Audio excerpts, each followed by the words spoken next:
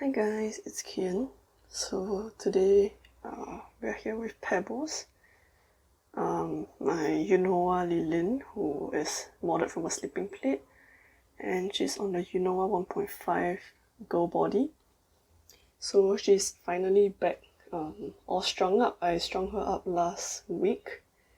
So today's chit chat video is kind of just to show you what she's like, and also talk a bit about this book that I've read recently called Play by Stuart Brown. Let me just show you what's going on with her for now. So I've put her into this outfit,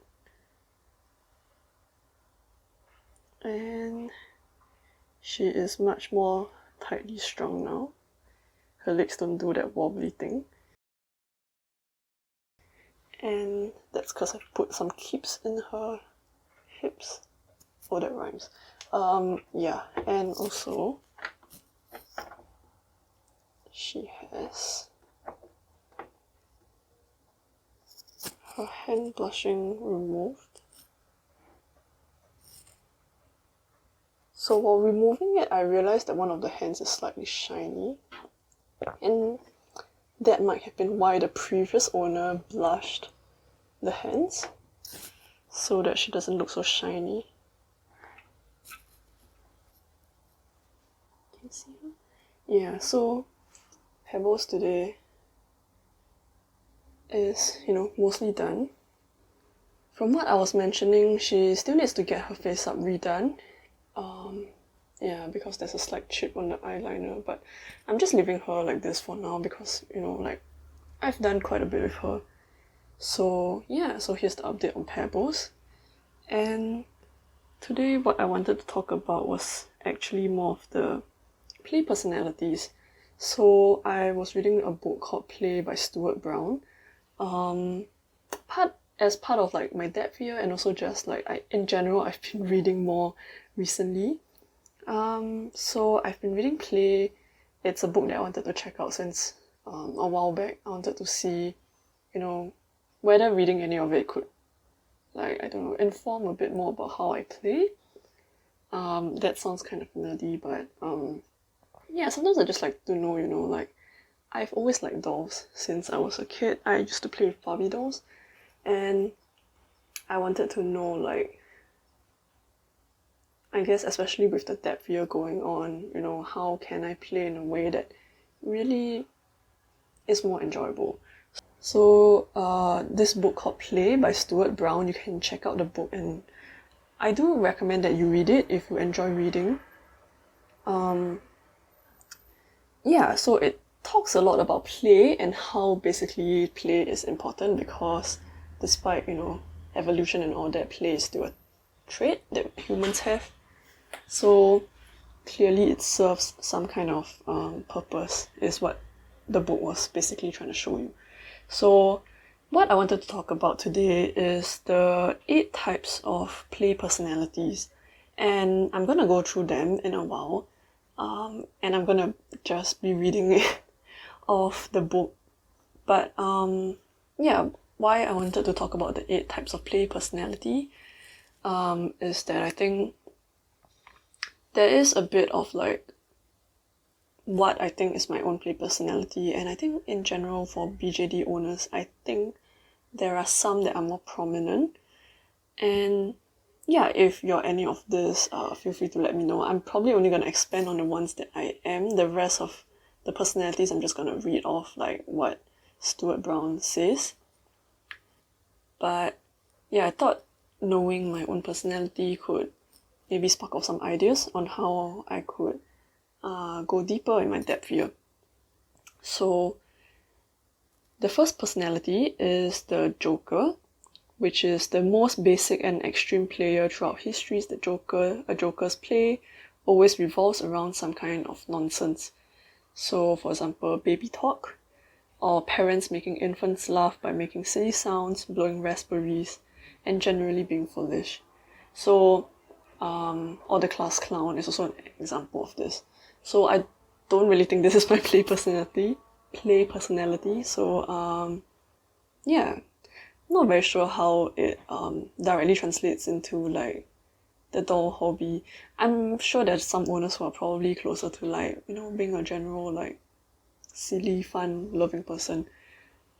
But I won't say it's like particular to the doll hobby, I guess. But you know, I could be wrong. If this is your play personality and you're an owner, a doll owner, feel free to share like how it manifests in doll hobby for you.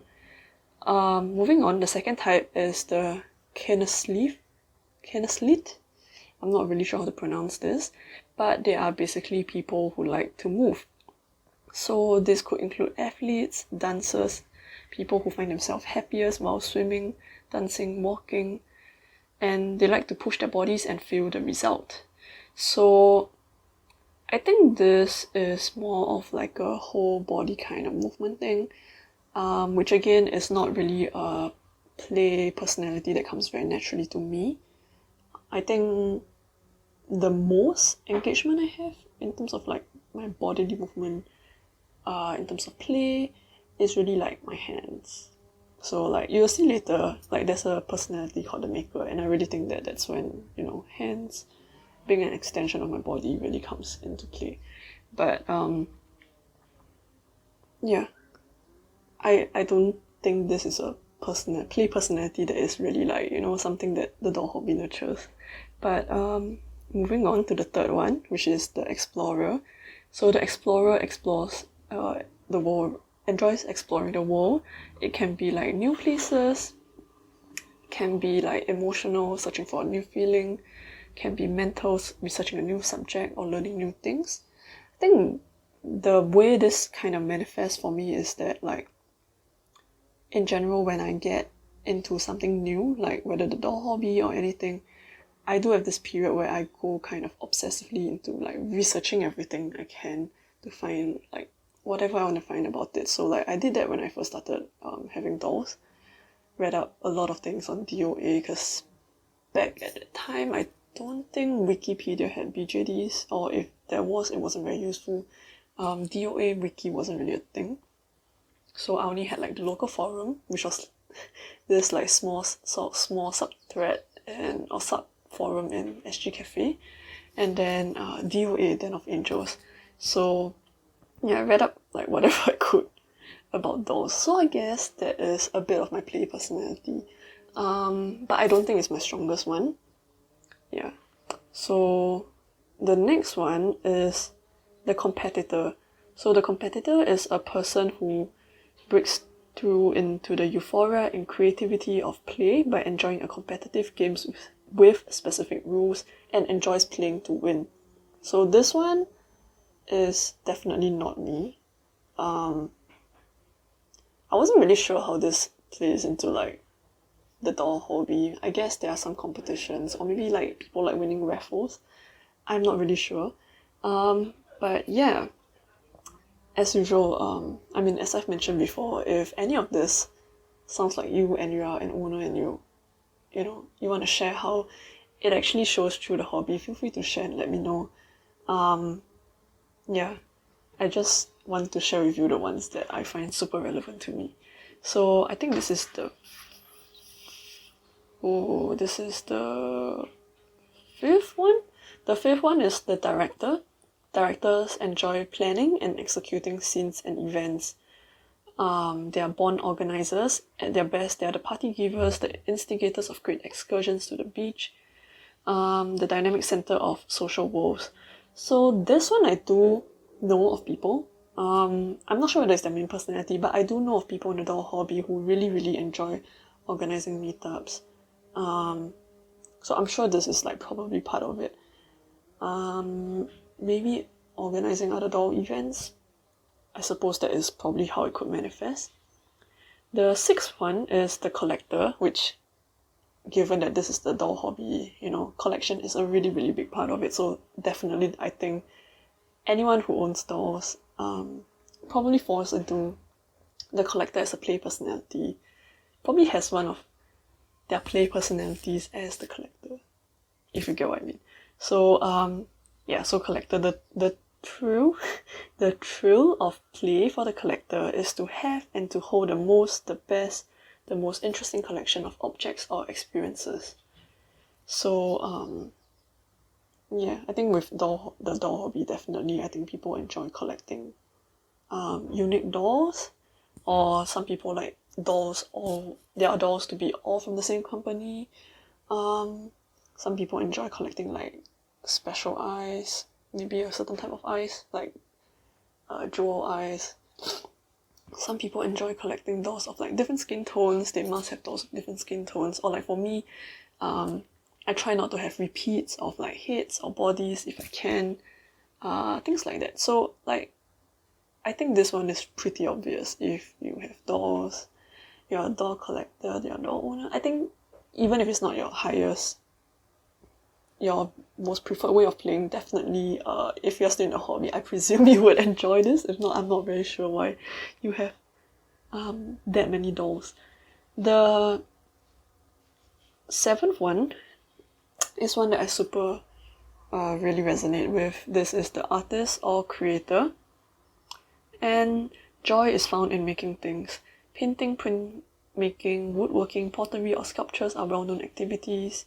Knitting, sewing, gardening, etc. So they may show their creations to the world and even sell them for millions, or they may never show anyone what they make. The point is to make something beautiful, to make something functional, something goofy. Yeah, so I think this is my highest ranking, my most the play personality that I fit with the most, I think. And I think since I was young, this has always been something that I enjoy. I used to kind of like draw my Barbie dolls.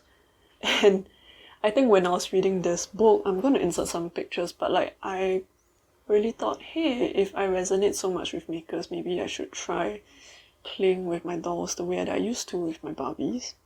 Which is like I would make a lot of random crap for them. And like half of them would be like pretty crappy. But it's the joy of the making.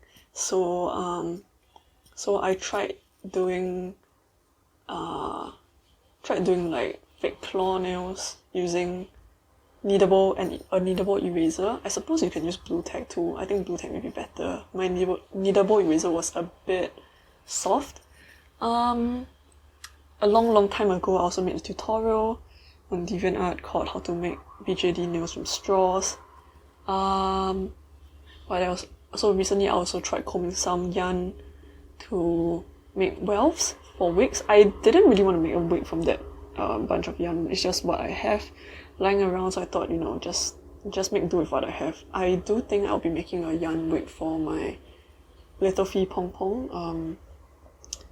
Because none of the rest of my dolls, like the rest of them all have fiber wigs because that's what I prefer. But I think for the little boy, a yarn wig might be okay. So yeah, that's what I'm gonna do. And yeah, I just think it's really interesting, and like I think there has been a bit of a limit I put on myself when it comes to BJDs and making things. Like I kind of feel like it has to be to a certain standard. So I've also just been trying to do like shitty things. Inspired by my vandalism of my Barbies, I decided, I'm just gonna try using my watercolor pencils to paint Tone's fingernails, and it's not great, but I think the experience has made me realize that I would probably enjoy having at least one of my dolls with black fingernails, so I may do that. I may paint him with black nails someday. So before I get more carried away, the 8th play personality is the storyteller. So the storyteller, the imagination is the key, and it could be novelists, playwrights, cartoonists, screenwriters, and so on. So I think I see a fair amount of like the storyteller in the doll hobby. I think there are a lot of people who write their own stories and share them, or like do photo stories, or even just like taking photos. There's a lot of story to it. And I think like even if you don't tell anyone, I think a lot of people have some sort of like personality or character or story for their dolls. So yeah, I think that's definitely like a part of it. And yeah, so Pebbles is a witch. I've never told this story, but she is a witch. She's an oracle. And she sees the future, so that's kind of why she has weird eyes. What else? She is... I don't really know what's her age, but she's wise beyond her years, I guess, no matter what her age is. And yeah, like, all my dolls have stories, I don't think I've ever really told them, because they're not complete stories. So that's that. If you want to know more, let me know whether there's any stories of my dolls that you want to know. I can share more about it. But yeah, I'm actually more excited to know what your play personality might be, because I feel like the last few, which is collector, artist maker, and storyteller, are super prominent in the doll collecting hobby, but I don't really think the rest are as common.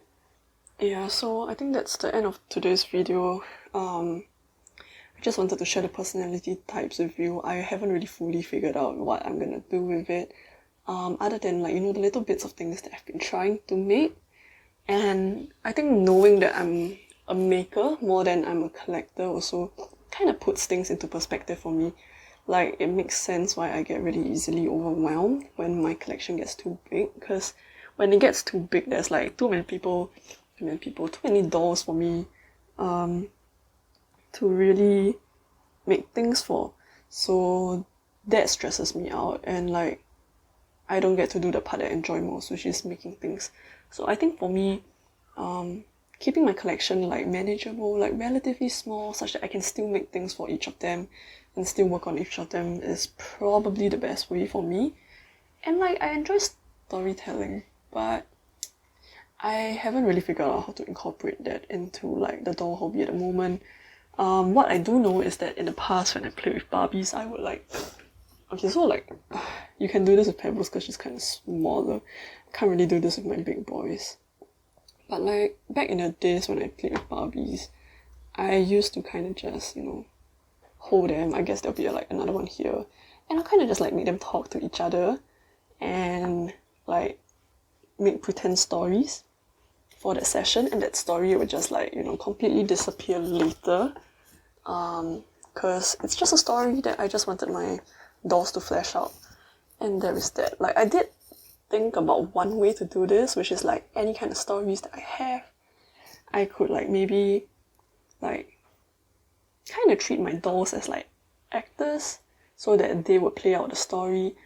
And like, it doesn't matter that they're cross-dressing or whatever. It could be like, you know, Salt today is this businessman, and then like Gabby could be his wife, because like I don't have a female doll, etc, etc, that kind of stuff. But like, honestly, I haven't had time to try it out.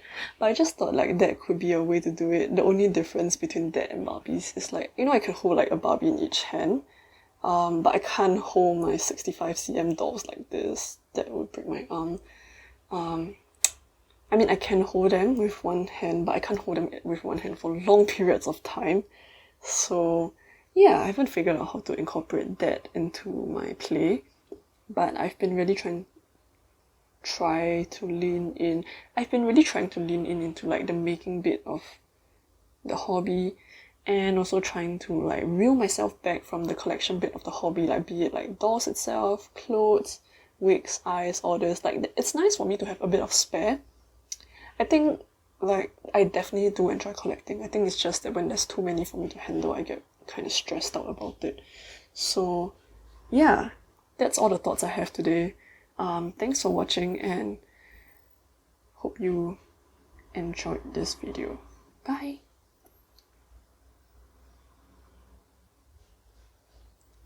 PS. If I'm a bit distracted, it's because like the room is really warm right now, and I just got my second dose of the COVID vaccination, so I'm like not feeling my greatest. So yeah, okay, bye.